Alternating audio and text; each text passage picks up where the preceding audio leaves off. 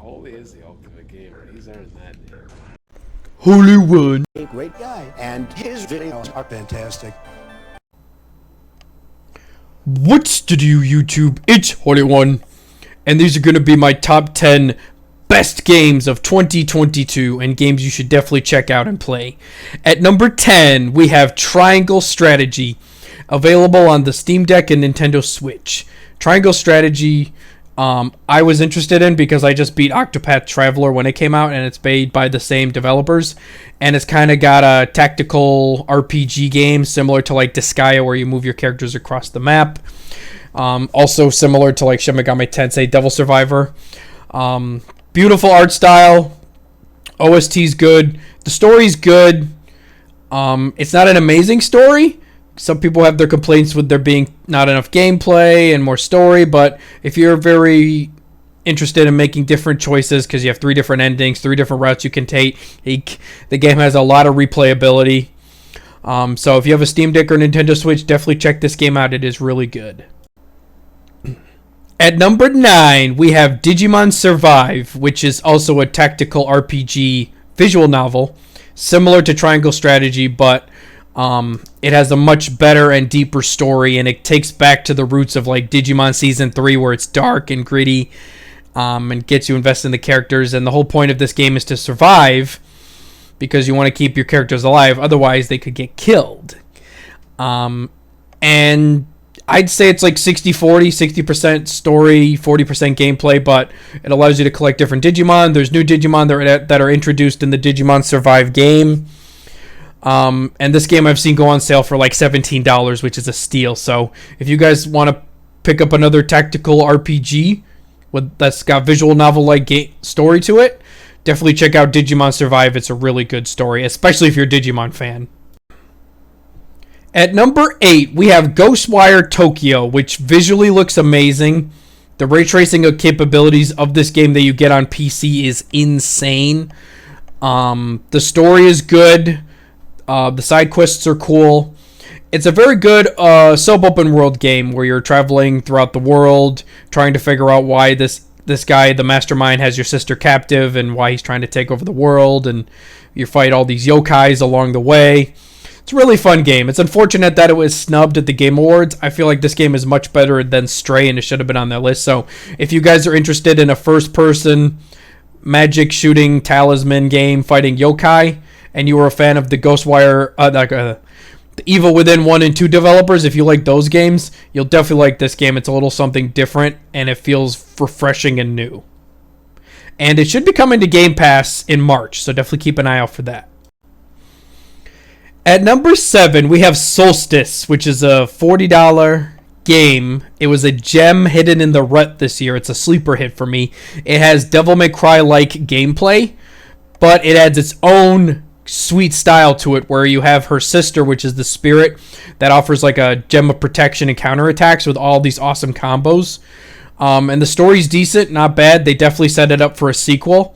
So if you guys want to play, if you guys are Devil May Cry fans or action game fans, and you want to get that action itch addressed for yourself, definitely check out Solstice. It's really good. It's not too expensive, and it's a good 15-hour action game. You can definitely enjoy it. And the levels aren't too long either. It's definitely taken a lot of inspiration from the Devil May Cry saga. At number 6, we have Kirby and the Forgotten Land. I love Kirby. I grew up on Kirby, played the games, watched the TV show as a kid, and I gotta say, this is probably the best Kirby game. The way they transition from 2D to 3D in this game is amazing. The levels are fun. The OST is great. The platforming is great. Kirby feels fluid playing in this new third 3D art style.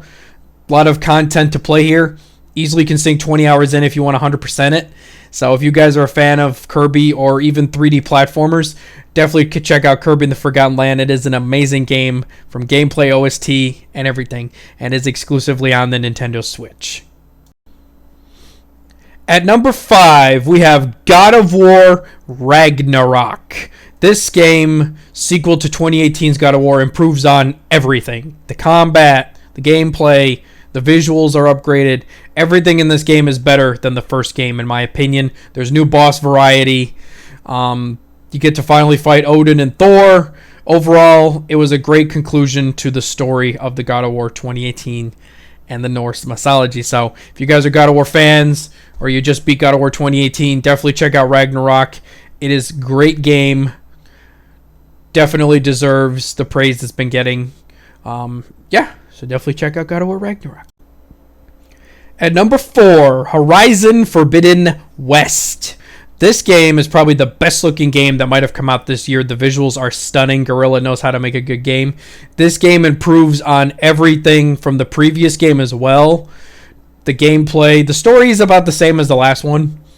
But the world is much better now, I feel. And I really liked exploring it, completing it, 100%ing it, sinking 35, 40 hours, 50 hours into the game. Yes, and it's just overall a great game. If you guys want to play a great open world game, definitely check out Horizon Forbidden West.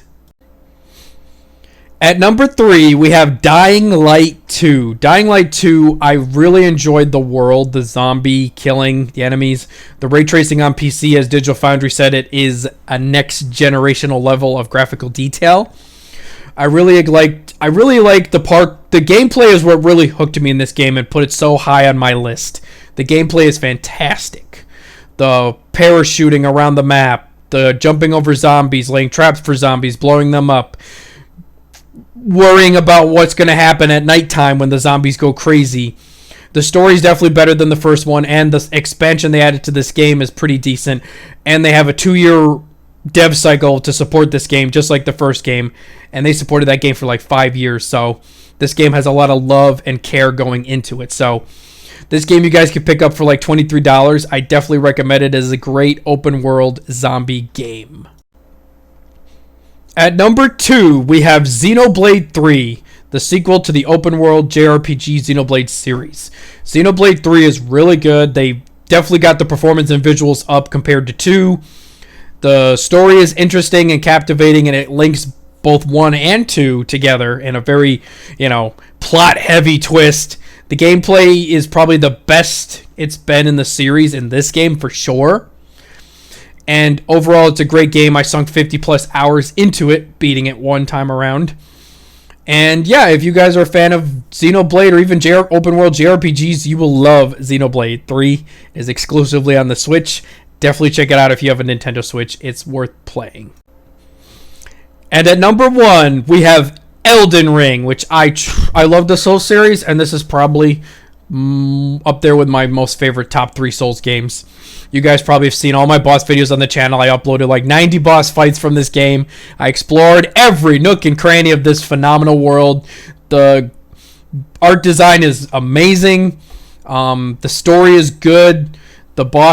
There are some repeated bosses, but there's a lot of good boss variety. The environments really captivate you, and it doesn't hold your hand. It's like Zelda. Here's the world. Go and explore. And it's game of the year. It's my game of the year. It's a lot of people's game of the year. It's a great game, and if you're a Souls fan, you need to play this game. It is phenomenal. So that's my list, guys. Let me know what your top games are in the comment section below. This is your boy Holyone. Out!